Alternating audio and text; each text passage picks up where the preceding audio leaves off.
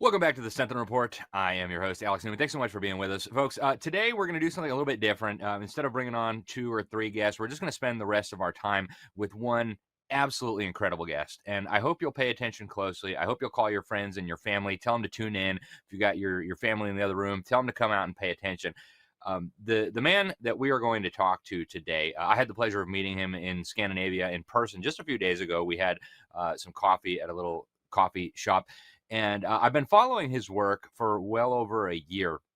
He wrote a book that was absolutely astounding. In fact, it was so astounding that I almost couldn't believe it. And you guys know, if you watch this show regularly, I'm deeply suspicious of the government and the mega banks. And, I know, I think better than most, that we are dealing with a corrupt oligarchy that does want to take away our freedom, that does want to destroy the middle class.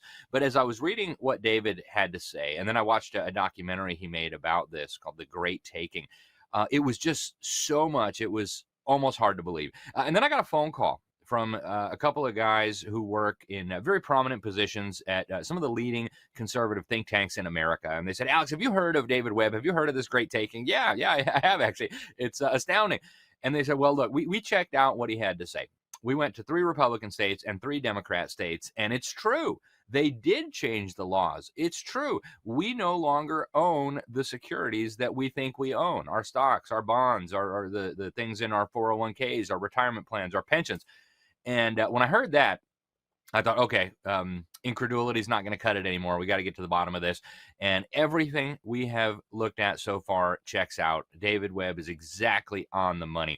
So I want to introduce you to David. And again, folks, pay close attention. If you have to watch it twice, because the information we're going to share here today is alarming, it's shocking, it's infuriating, but it is absolutely essential that we wake up, not just the American people, but people around the world, to what we're going to talk about today. Now, before we bring David on, I want to give you a little bit of background on him. He was an investment banker. He's got a deep experience with investigation and analysis within challenging and deceptive environments. He was in the mergers and acquisitions boom back in the 1980s, venture investing, the public financial markets. He managed hedge funds through the period spanning the extremes of the dot-com bubble and the dot-com burst, and he produced a gross return of more than 320%, while the S&P 500 and the NASDAQ both had losses.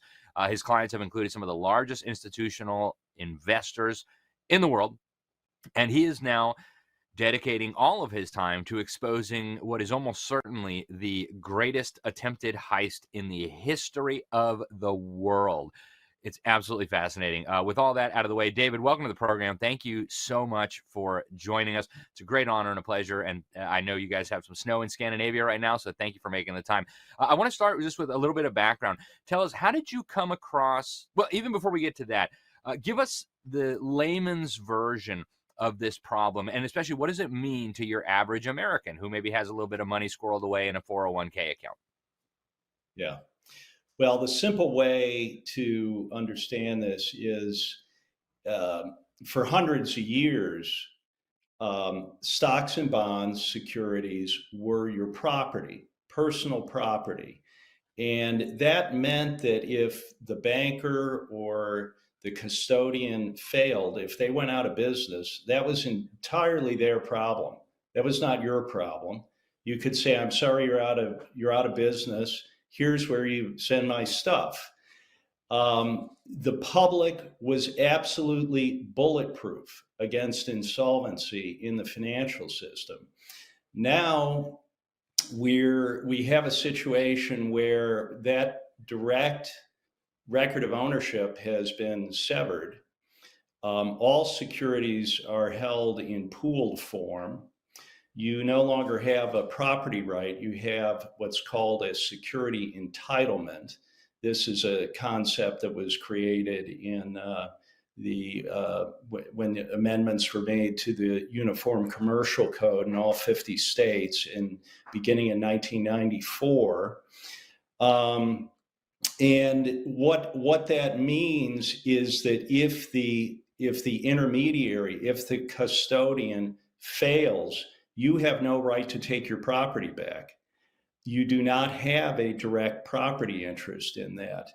And we know this irrefutably because of a document It was a response of lawyers at the New York Fed to a questionnaire from what was called the EU Legal Certainty Group.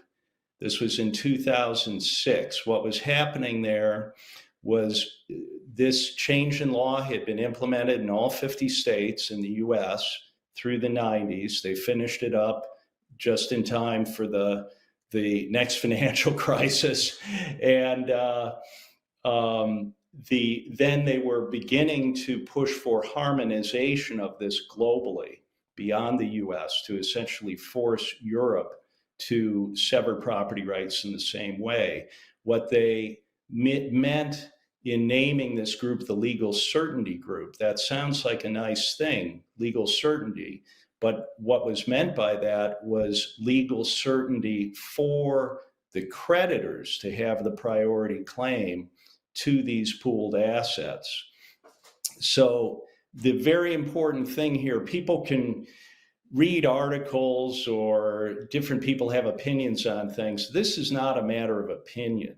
This is irrefutably documented in a primary source document where the Fed explains that this is exactly the case, that the investor is, quote unquote, always vulnerable to insolvency of the intermediary and has no right to take back their property. And this is not just little investors, this is pension funds, insurance companies, all investment funds. All the investing public has is a pro rata share of what remains in these pools after the secured creditors take the property that they control. David, I want to ask you, last year, as lawmakers were starting to become aware of this, we brought on Representative Julie Alk of South Dakota. As I understand it, she was the first legislator in the country to introduce a bill to fix this. And I asked her to try to explain it to people in a way that was understandable to somebody who's not very sophisticated financially. And she explained it like this, and I'm curious on your thoughts about whether that's an accurate, at least, analogy. So imagine you take your car to the mechanic, the car being your securities, and the mechanic then takes out a bunch of loans and uses your car as collateral. And then the mechanic goes broke and can't pay back his debts. And then the creditors for the mechanic come and seize your car. And you say, wait a minute, no, that's my car. And they say, no, but the mechanic used it as collateral to do all these bets or whatever. And now it's our car. And legally, that is all allowable, I guess. Is that a reasonable analogy for what we're dealing with here, except on a bigger scale? I have used the car analogy, and people always get worried that I'm talking about their cars. Wait a minute, I could lose my car. The point is, and I have to explain to them, no, this is an analogy. It's worse than that, because this is about all investment securities globally. And it really is kind of like a pawn, like a pawn shop, where your property is being pawned, but you don't know that it's being pawned. You haven't given permission for it to be pawned. Someone else is taking your property and pawning it. And as long as nothing bad happens in the interim, your property can be returned to you, let's say if you sell the stock. But if there is an insolvency, you have the right to reclaim your share. So the car analogy that I've used is, let's say you have a car dealer that they're selling cars, just like a securities broker is selling securities. But unbeknownst to you, you don't have real legal title to what you've bought. Even if you have borrowed no money, you do not have a loan against your car. And the car is continued, and all the other cars that have ever been sold are being used as collateral elsewhere.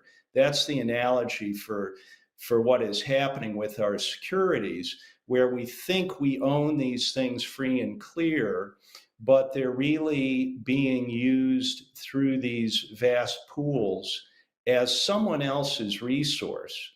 And so these securities are being used FOP, free of payment, and without restriction. And once they enter this chain of use as collateral, they are used over and over again. So there's a whole chain of secured creditors using this resource. And the one simple point here is that when we had paper securities and specific identification of the securities, we had absolute legal certainty as to who controlled that asset as collateral. What has been done here is to shift that certainty from you or from the public or from even a sophisticated investor elsewhere. So the certainty of control is elsewhere all the time. And again, it only comes into play in the event of insolvency. But we know from the original statements of people that were involved in implementing this that that was their intention. It was Armageddon planning, as it was put. And so what happens then, David, if and when the inevitable crisis hits? Let's say banks start collapsing, there's turmoil in the markets, that we've got this, what is it, $400 trillion derivative complex that almost nobody understands. What happens then, and what does it mean to an average middle-class American who maybe has been saving for the last 30 years, putting a little bit in a 401k or some sort of investments? Well, all securities are vulnerable to this. There is no way out of this. This has now been done comprehensively globally. And that is why, I had very sophisticated people all over the world contact me about this. They know this is real, and their concern is, how can we run away from this? How can we hide? How can we protect ourselves? And my answer to them is, you can't. It has to be stopped. And it can be stopped. So I want to get to that. I know the state legislators are going to start meeting again here very soon. But I mean, in essence, what happens then when this crisis hits is all of these people who think they own bonds and stocks, and they think they've got a little nice nest egg squirreled away for retirement or their kids' college or whatever. They'll wake up one day and find out that, no, you actually don't have that stuff. Somebody else owns it. So who ends up in charge of all these securities then? And does that mean we're all just broke? That's why the great taking, what I mean by that is, it's not just about your IRA. This is about everything. This is about subjugation. It is a geopolitical strategy. It's essentially a hybrid war that we're in. And they don't need your property. They don't need your money. The objective is that you will not have your property. You will not have your money. And then you will have no recourse but to accept the solution that they have for you. And what is that solution? Central bank digital currency and total control, huh? I think central bank digital currency, whether it is issued by the central banks or by a set of private solutions, which are essentially the same thing. But this is, and people think, well, this is crazy. How could anything like this happen? And the people that have gone into it, like Don Grandy, the attorney who is really leading these efforts in the States, when he first heard of this in a Zero Hedge article basically a year ago, he downloaded the book, he read it, and his first impression was, David is crazy. And then he spent 2 weeks. He is an attorney who's worked in banks. He has experience with the UCC. He spent 2 weeks running down all the sources, and he is the one that decided we have to do something about this. And that is how the efforts began in the States with Julie Auk. Yep. And we've had Don on the program to talk a little bit about that. And I want to spend a lot of our time in the second segment on how do we stop this, because I know a lot of legislators are listening. You actually have been dealing with a lot of our state legislators across the country. And I agree with you. This has to be stopped. It cannot be allowed to happen. We've got just a few minutes before we go to break, David, and I want to ask you, how did you come to find out about all this? I mean, how did you become the first honest guy to look at this and say, whoa, this is bad, we got to tell people? Yeah. Well, I guess I talk about that a little bit in the prologue to the book. I'm not someone, while I've dealt with finance and money, I really don't care about money. That's never been my motivation. I've known from an early age that something was not right, and I needed to understand it. And I would have been a physician probably otherwise, but I ended up going into business and finance really to understand what was hurting us. And then I think understanding how large this is geopolitically. It was in the late 90s when I saw the scale of money growth relative to the size of the real economy, and that the rate of money growth was maybe 10 times any real economic rate of growth, which meant that the transmission of money creation into the real economy had broken down at that point. This was over 20 years ago. And then but on this specific issue, I was expecting the 2008, 2009 financial collapse. And early on in that, I noticed a little broker dealer that failed in Florida. This was in 2008. So it was the canary in the coal mine. This was before Lehman. And that all of the client assets were swept to the bankruptcy receiver for this broker dealer. And that never should have happened historically. The clients should have had control of their assets immediately. So I knew at that point this was as serious as a heart attack, because I knew what was coming. And that is when I learned about the change in the Uniform Commercial Code in 2008. And that is what put me on a plane to Sweden. Following that was because Sweden had not been subverted in this way. Sweden and Finland were the only countries in the world that had electronic records. And so this puts the lie to, saying that this is efficiency, that we can't have an efficient electronic system without subverting property rights. When Sweden implemented this, you see all G30 countries in 1970 were pushed to dematerialize, to go away from stock certificates. But Sweden implemented that to make certain that there was specific identification of investors to their securities. So I learned this in 2008, came to Sweden in 2009, and then went through the process of trying to prevent Sweden and Europe from being subverted, and failed in that. But it was an interesting thing to have gone through to understand more fully what we're up against. Yeah, it's incredible. And folks, we're going to go to break, but I do want to encourage you very strongly to get a copy of this book. David's not even keeping the money that he makes from it. It's going right into the effort to stop this horror show. You can get a copy anywhere good books are sold. You can find it on Amazon, The Great Taking.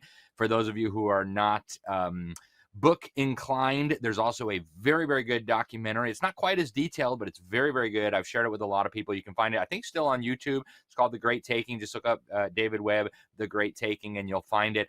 Watch it, pay attention to it. We're going to come right back after this break with more from David Webb on how we stop this, because there's going to be battles in state legislatures across this country starting very soon here, potentially starting this month as legislators start convening for session all across the country. These battles are going to be heating up. The fake media is not going to be talking about them. So you've got to find alternate sources of information. But stay tuned. We're going to tell you how this can be stopped, how you can be a part of that, and so much more. We'll be right back here on the Sentinel Report.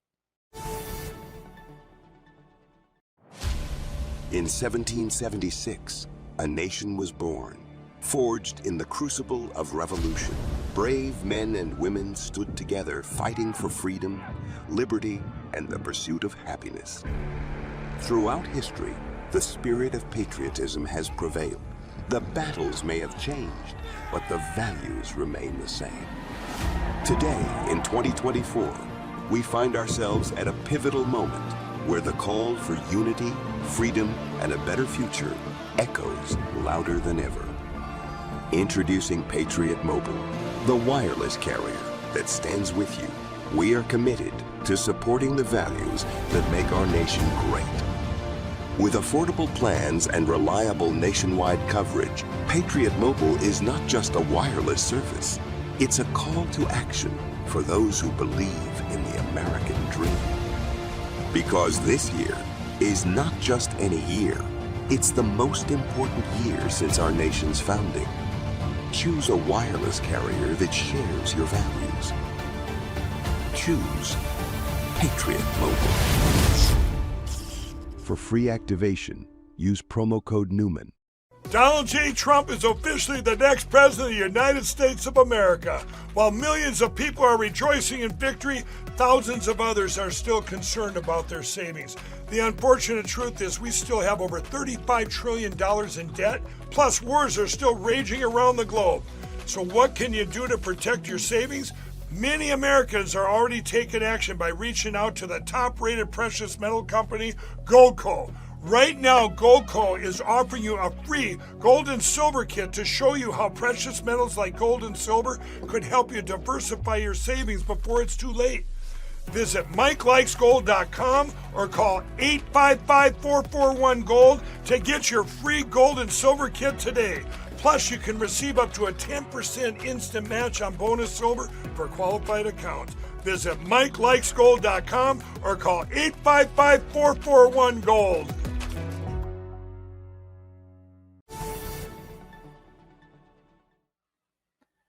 Welcome back to the Sentinel Report. Alex Newman, your host here. And folks, I hope you were with us for that last segment. We are talking to David Webb, I think one of the most important whistleblowers in the history of humanity. No exaggeration at all.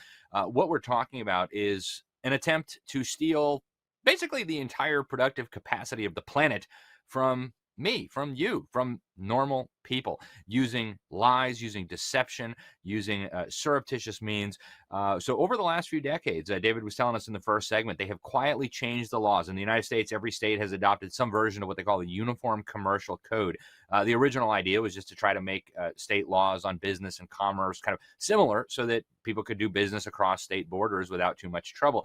Well, they used that to sneak in a little provision that now makes it so that you no longer own the securities that you think you own, your stocks, your bonds, your IRAs, your 401ks, whatever it is. And there's a great book about this written by David Webb called The Great Taking. I encourage you to get a copy. I encourage you to read it and then share it with other people, especially your state legislators, your state senator, your state representative, your congressman, anybody in authority that is in a position to do something about this. David, thanks for staying with us over the break. I really appreciate your time. I know it's getting late over in Scandinavia. I want to talk now about the effort to stop this. You have been in the United States. Last year, you spent quite a bit of time here talking to state legislators across the country. I've talked to a lot of state legislators about this. There's a growing bipartisan sense that this can't be allowed to happen, but very, very powerful forces are working to make sure that it does. Talk to us about the state of the battle. What do you expect over the next few months in state capitals? Yes. Well, it's very exciting what's happening and really a miracle. And I want to try to convey that. Awareness of this was really just beginning a year ago. This documentary was released in December. That's Don Grandy, the attorney who has written the bill, became aware of it. So the first bill was brought in South Dakota in early February. I actually learned about that en route to visit G. Edward Griffin, author of The Creature from Jekyll Island. That was my way. Doing that pilgrimage was, for me, the way to start the year. So I was en route when I learned about what was happening in South Dakota. Now, that's like light speed to go from people learning about this in December to having a bill coming in February. And then another process began in Tennessee. So to have that happen that quickly is stunning. So it's very important that these things were begun without my involvement at all. This is the power of ideas, the power of truth. People pick that up and they make it their own and they run with it. So this is unstoppable at this point. And I want to talk what happened in South Dakota was incredible because it was the first time in the world that this has been there's been an action in any political entity to expose this. But I want to focus on what happened in Tennessee the next month. There was a House subcommittee hearing. Don Grandy and I were there, and we were testifying against, we were up against bank lobbyists that had been sent. And one of them was Andrew Guggenheim, who is counsel for the Securities Industry Financial Markets Association. So they were sending their big guns here. And in this House subcommittee hearing, there was hard questioning of these bank lobbyists. And then the committee voted 6-1 in favor of this bill. And this is the first time anywhere in the world that a legislator has pushed back, has basically defied the bank lobby. And then the next thing that had to happen was a full Senate committee hearing. They could have set that off weeks to make it difficult for Don and I to be there. They accelerated it to the next day so we could be there conveniently. And the Senate passed the bill unanimously with the Republican Senate Majority Leader voting in favor of it. Now, this is the very significant thing. The prior day, House Subcommittee, Antonio Parkinson, who is chairman of the Black Caucus in Tennessee and a Democrat in a Republican state, was one of the major questioners of Andrew Guggenheim. And it's on, there are clips of this out on YouTube, you can see. So Betty Grandy, Don's wife, who is an experienced state legislator, they are the team supporting legislators across the country on this. Betty leaned forward to me when this happened the next day in the Senate, and she said, this now has national implications because it's clearly a nonpartisan issue. It is a people issue. And we knew this was so important. We stayed into the following week. There had to be a full House committee hearing. It was the last hurdle. And Don and I made a point of meeting with every representative on that committee. And we found the first day of going around offices, people were very receptive. The second day, on the Tuesday, something had changed. And people actually looked frightened because something unusual had happened. And we then learned that the banking lobbyists had gone to the Treasury of the state and threatened the treasurer with withdrawal of financial services from the state if the bill was passed. And we then met with the treasurer and the bank lobbyists later that day. And I have to say the treasurer is a good man, and I don't fault him. He has a lot of responsibility on his shoulders. And he was saying, look, this is a big step. It just has to be studied. And then we had the actual hearing the next day. And on film, the banking lobbyists, it's recorded, said, if this is passed, no financial service firm will do business in the state. They won't do business with any other firm doing business in the state. And this would be bad for the Depository Trust Corp, which is the entity where all of these securities are pooled. So why would you do this? And also in that testimony said, look, the Uniform Law Commission has examined this. You should just do what we tell you to do. And it was apparent really to, I asked Bud Halsey, who had brought the bill, if people in the room knew they were being threatened. And he said, I think everyone in the room knew they were being threatened. And the Republican majority leader of the House pushed back against the bank lobbyists and said, look, we will make the legislation. Thank you very much for your advice, but we will make the legislation. So what is happening here, this is all unprecedented exposition that is happening. This is why you can't just think about things and read about things. You have to do things. You have to get in there and then, so when people learned about this, some part of the mind says maybe this isn't real. But then when it comes in a bill, it starts getting real. Secondly, when it forces one to look at the language in the UCC that makes it plain as day how this subversion was done. So, and third, and I can explain that in a bit, but thirdly, then we see the reaction of the banking lobby and that they cannot refute this. They have a couple of things they say that are untrue, that are clearly untrue.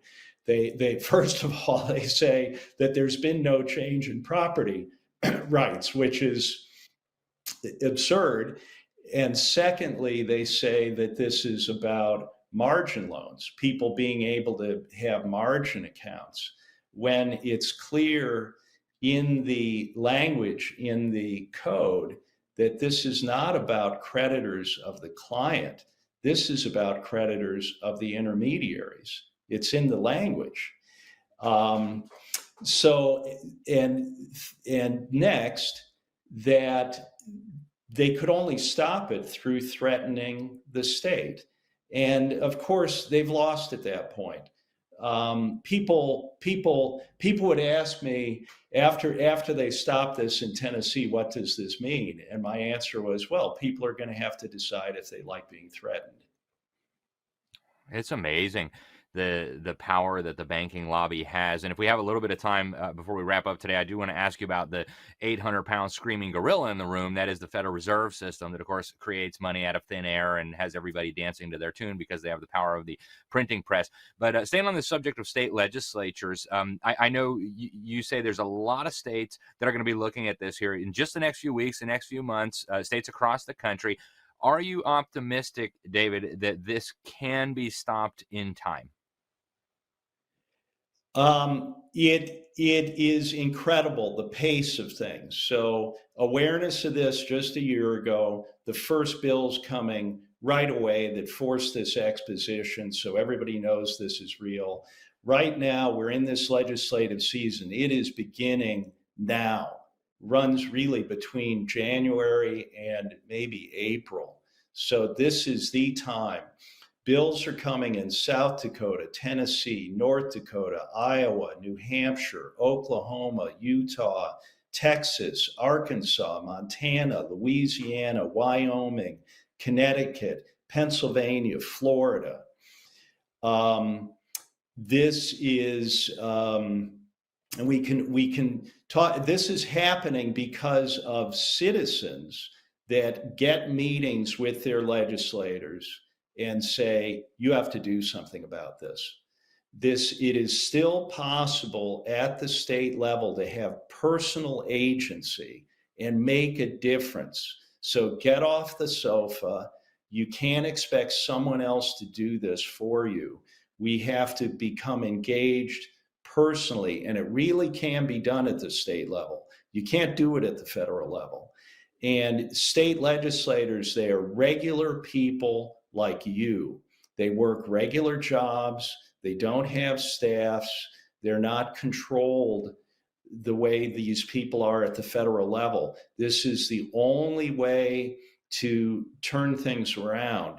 And it focuses everything rightly, because it is the small group of people that control the central banks and that money creation that is behind all of the threats you are facing. And that's a big topic we can talk about, but as I say, it is the one ring that binds them all. Ultimately, it is the money that makes all of that possible. And it's you are not able to control that, and you can't address all of these threats individually. You have to go for the source of the threat. So that is coming in all the states. Alongside, there are transactional gold bills coming in 8 states, which also is focused on the banking power becoming independent of that banking power. Then there are all the bills against central bank digital currency, similarly focused against this banking cabal. So there's a synergy between all these things. And I want to say it's very, very important to support something called True North Public Policy, and that is spelled TRU, no E, TRU northpublicpolicy.com. If you go to that, this is Don Grandy and Betty Grandy. Betty has 18 years as a state legislator. Don is one of the best attorneys I've ever worked with. And they are doing all of this. As I say, there's a lot of toast and not much butter here. We have to get to maybe upwards of 20 states in the next few months. They have hotel bills, travel bills. And this is not like donating to something to make you feel good about yourself. This is a real, actionable thing now. And those people need to be supported to do the work that has to be done. And it is now. So I encourage you to go there. You can get links to the free PDF download of the book there at True North Public Policy. The book purchases, all the proceeds from the book sales, if you want a hard copy, go to True North Public Policy. Alex, I have to say, it's not on Amazon. I didn't choose to put it on Amazon. It's on something called Lulu, and you'll find links to that. Lulu is a self-publishing thing, but all the proceeds go to True North Public Policy, and the PDF is free. That's how this has gone viral globally, really. Excellent. So, folks, I want to just take this quick opportunity here to encourage you to do all those things that David just talked about. When I first moved back to the U.S. a few years ago, one of my first things to do was pick up the phone and call my state representative. Say, hey, could I have a meeting? And he said, yes. So, and in Florida, we've got really big districts. Call up your state representative. Do it today. As soon as we finish with this episode, look up your state representative's phone number, call them, tell them you want a meeting, gather some information, put some notes on a paper, and go talk to them about this. Whether you live in one of the states that David just mentioned or not, if there's no bill in your legislature yet, ask them to introduce one. Something very simple all of us can do. Go to True North Public Policy, get a copy of this book, donate if you can, and get yourself up to speed on these issues. David, we've only got a few minutes left, and I think we'll have to save the bulk of this conversation for another day. But you and I talked a little bit in Stockholm about the money system. And I know we're not going to have time to do a deep dive on that, but you talked about how that is really the machinery that makes all of this craziness possible. They're hijacking our lives, our energy, our creativity to do what they want us to do. Give us, if you can, just a 2-minute rundown on this monetary system and how we might be able to change it so that we can once again have freedom and a proper middle class. Well, twice in the history of the U.S., private central banks have been divided and shut down. So it can be done. And we really cannot be free people with this banking cabal controlling the central banks. It is those people through the money creation that control all political parties, all governments, all media except you, Alex. Thank you, David. No media, the mainstream media, and all of the threats against us are funded. These central banks are joined at the hip with warfare. They are born in warfare, and they say the health of the state is war. It's really the health of the central banks that is war. So how could this be stopped? We have to get to the point where we get back agency, personal power, and have a political entities, the states that can start having clean elections throughout the voting machines, and get representation at the federal level.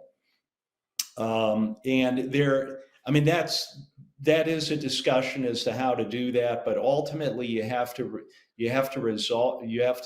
revoke the Federal Reserve Act. Then people say, well, wouldn't everything collapse? It is Stockholm Syndrome. People think it couldn't be otherwise. That's the definition of Stockholm Syndrome. It couldn't be otherwise, so we can't change it. But if you shut down the Fed, you revoke the Federal Reserve Act, you just have the Treasury issue dollar for dollar, essentially greenbacks like Lincoln did, except these would be electronic. And you replace all the Fed debt-based money dollar for dollar.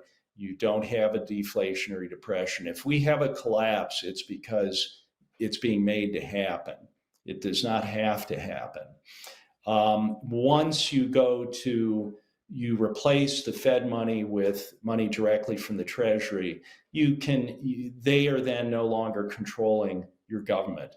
And now you finally have a chance of having a functioning constitutional republic. And then smart people can face up to this, handle it peacefully and legally, but we have to drive it from the state level to force it to happen. Yeah. And folks, David mentioned really quickly the 8 states that have this transactional gold legislation being introduced. I'm working on a big article about that for the Epic Times that should be ready in the next few weeks. So stay tuned. We're going to be bringing you much more on that. But these are some of the most important issues we're facing. Forget what the Kardashians did or, this kind of silly stuff. We got to focus on things that matter. And that's why the fake media is doing such a working overtime to try to distract you from these things. David, I want to thank you so much for speaking out on these things, for spending so much time with us today. I really hope we can get you back again soon. And I hope all of our listeners will understand that this is critical, that this isn't something that we should be scared of, but it's something that we need to be motivated to act on. Real quick, before we let you go, best place for people to get information, updates, is that True North Public Policy? Yeah, I think... yes, I think that's very important. I mean, I have a website for the book, but frankly, I don't really keep up with changing things on it.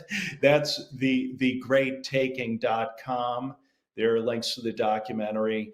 I would just look for the interviews that come out, and there will be quite a pace of events over the next few months. Don does have a Substack, Don Grandy has a Substack, and I think you'll find a link to that through True North Public Policy. Excellent. David, thank you so much. Again, really appreciate it. I know our listeners will be blessed, our viewers will be blessed by hearing from you. And again, I hope we can talk to you again very soon. Thank you again, sir, for all you're doing. Thank you so much, Alex. Thank you. Absolutely. All righty, ladies and gentlemen, that's all we have time for today on the Sentinel Report. I know that's a lot to lay on you right after Christmas and New Year, but folks, the battle is now. It's heating up as we speak. It's going to be in your state capital potentially within the next few weeks. If it's not in your state capital, it should be. So this is something that you can take the lead on in your community. Round up a few of your friends, the ladies you go have tea with, the guys you go play basketball with, or whatever, your Bible study, whatever it takes. Get some meetings with your elected officials. Let them know about this problem. Let them know that you're concerned, that you want something done about it. and get involved, folks. We cannot let these megalomaniacs and tyrants do this, not just to us and to our families, but to all of humanity. This is an existential threat to everything that we hold dear.